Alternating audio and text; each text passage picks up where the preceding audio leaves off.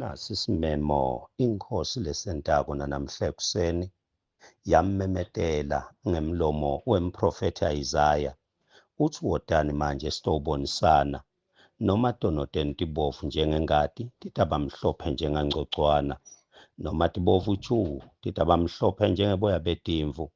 Nangabe nivuma futhi nilalela niyawudla sivuno lesihle kakhulu selive, kodwa nanicinisa tinhloko nihlubuka niyawudliwa inkemba. Umlomo wasimakathe sewukukhulumile loko. Ngiyakuncenga mntwana sekhaya, akunandzaba ukuthi emhlabeni wenteni, noma-ke umhlaba sewufike wakujaja wathini. NaNkulunkulu ovule tandla, nangumusa lomangalisako, umusa lomkhulu uthi come now, let us reason together. Buya sihlale phansi sibonisane. Buya mntwana buya. Though your sins are like scarlet, they shall be as white as snow. Though they are red like crimson, they shall be like wool. If you are willing and obedient, you shall eat the good of the land. But if you refuse and rebel, mhlobo wami, ungahlubuki, ungamali uNkulunkulu. Buya kuye, wota kuye. You will be devoured by the sword, for the mouth of the Lord has spoken it. Lakushito uNkulunkulu ngeke kujike.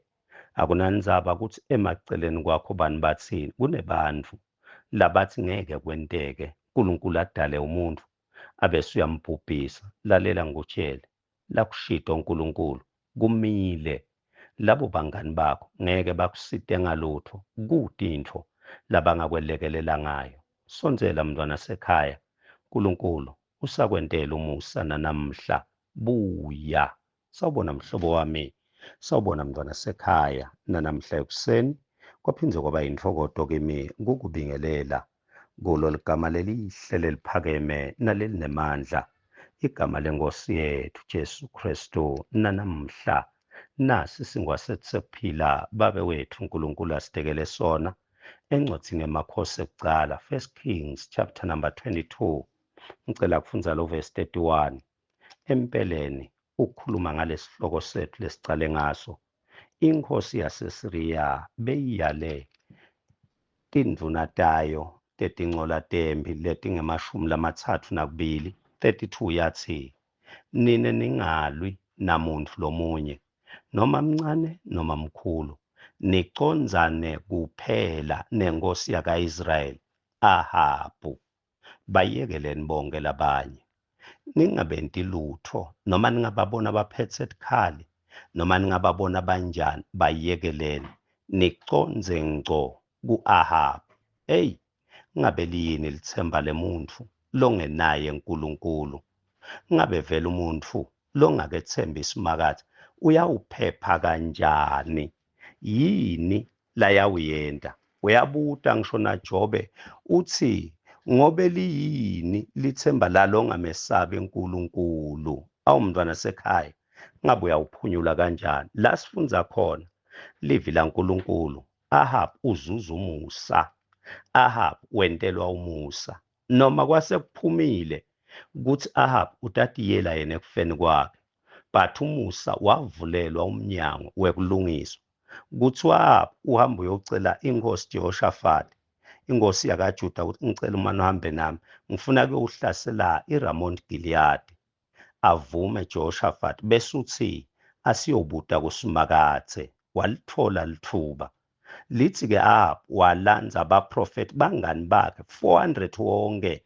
Mntwana sekhaya, ngoba afuna kuva lokujabulisa yena, ngoba afuna kuva lokukitata yena, afuna tiprofeto letimjabulisako. Wati kahle ukuthi ubudlelwane bakhe naNkulunkulu abusiko lobukahle. Mntwana sekhaya, bantu kulamalanga babhambatha abantu bangani babe emahlombe, bamhloniphe, bambhambatha umuntu noma bamati uthi uGiladika wonile.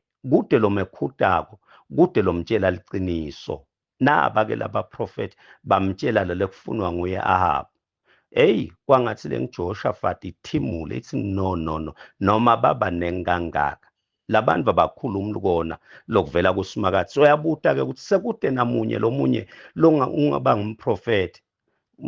Ahabu avela athi ukhona munye uMikhaya mane ngiyamenyanya mhlobo wami waphatha liqiniso kulamalanga udabasitha sebantu waphatha liqiniso bantu batakwenyanya walikhipha ngembaba Ahabu ukuthi ngiyamenyanya ngoba ukhuluma emaqiniso akakhulumi lokuhle ngami bani bafuna ukukhulume tintfo letinhle ngabo babe bangenti tintfo letinhle bani bafuna ukukhulume kahle ngabo noma bangenti kahle lithi ke noma sekakhulumile Ahabu naku Mikhaya abo Ahabu kepha bachubeka baye emphini bachubeka ngenkani yabo liqiniso sebatsheliwe ukuthi ngeke ubuye Ahabu uthanza noma ungathanzi wachubeka ngenkani la sifunza khona la seliyaphuma mntwana sekhaya kuthiwa inkosi yaseSiriya yasitshela emabuthwayo yathi lalela ningathinzi umuntu ubebede lomunye lenimthinzako condzani ngco nicondzane naye ningamyekeli the king of Syria had said to his 32 chariot officers, only fight the king of Israel, Ahab. Do not fight against anyone else, whoever they are. He ordered, he commanded them, don't fight with anyone. Do not touch anyone. Don't bother yourself with anyone. Do not attack anyone, but go after Ahab. Kill Ahab, the king of Israel. Only Ahab. Liphumile mntwana sekhaya. And Ahab akadzabulanga. Ngiyatibuta-ke ukuthi na ungamfuni uNkulunkulu uyawusidwa yini. Nangabe ungaphendvuki liyini lithemba lakho. Lalela letinto lotethembile ngeke tikuside, ngeke tikuvikele. Kwale Ahab asemkhathisini wemabutho athi ubhacile ngoba la ubhace khona lokhu lokucabanga ukuthi kutakuvikela ngeke ukuside engalutho mntwana sekhaya indzaba lenkulu kulungisa lokuya ukusida kubuyela kusimakathe kulungisa naNkulunkulu laba kusimakathe baphephile babhacile basembhoshongweni loqinile buyela kuNkulunkulu wota kuNkulunkulu babe wethu longcwele babe wethu lophilako sita mina Nkosi ngitifihle kuwe ngitifihle kule ncaba nangumntwana wakho Nkosi noma tiphumile noma tiloliwe noma tijikijelwe uyawuphepha nakabalekela kuwe uyawuphepha nakangene kuwe wabhaca kuwe babe siyabonga egameni lika Jesu Kristu amen.